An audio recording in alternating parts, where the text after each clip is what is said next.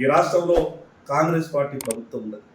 Bharatiya Janata party శాసనసభ్యులు అయినప్పటికీ, రాజకీయ ఇబ్బందులు ఉన్నప్పటికీ ఈరోజు ప్రభుత్వంతో అనేక విధాలుగా ఒత్తిడి తీసుకొచ్చి ఆదిలాబాద్ కావాల్సిన కార్యక్రమాలు చేస్తున్నాం.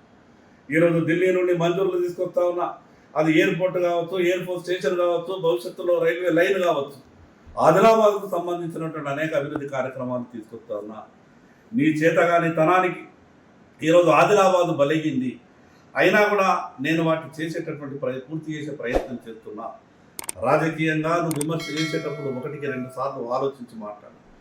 దిగజారి మాటలు మాట్లాడాలనుకుంటే నేను అంతకన్నా దిగజారి మాట్లాడగలుగుతా. నేను మాట్లాడిన తర్వాత నీ నోటి నుంచి మాటలు రావడం కష్టమైంది. అందుకే ఉందాగా ఉండాలనుకుంటున్నా.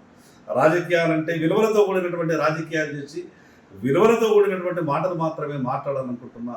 కానీ దాన్ని ఆసరాగా చేసుకునే ప్రయత్నం చేస్తున్నాం అనిపిస్తూ ఉన్నది. ఈరోజు ఆ యొక్క జరిగినటువంటి దుర్ఘటన బాధాకరం. ఆ కుటుంబానికి ఎవరు కూడా ప్రాణాన్ని తెచ్చేయలేదు. కానీ ప్రభుత్వ పరంగా చేయాల్సినటువంటి సాయం చేయించే ప్రయత్నం చేస్తా.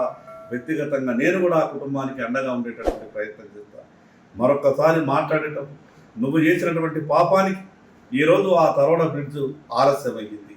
ఆ రోజు నువ్వు పైప్ లైన్ పైనుంచి వేయించకపోతే, నువ్వు కాంట్రాక్టర్తో ఆ రోజు కుమ్ముక్కై పోకపోతే ఈరోజు ఆ బ్రిడ్జ్ ఇప్పటికే పూర్తయ్యేది, రాకపోకలు మొదలయ్యేది. ఆ రోజు ఎమ్మెల్యేగా ఉన్నప్పుడు, నీ పార్టీ ఈ రాష్ట్రంలో అధికారంలో ఉన్నప్పుడు కనీసం పక్క నుంచి రోడ్ వేయడం కూడా నీకు చేత కాలేదు.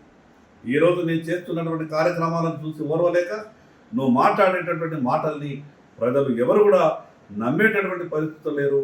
అందుకు మాట్లాడేటప్పుడు 1-2 సార్లు ఆలోచించి మాట్లాడవలసిందిగా జోగురామన్న గారికి చెప్పవచ్చు.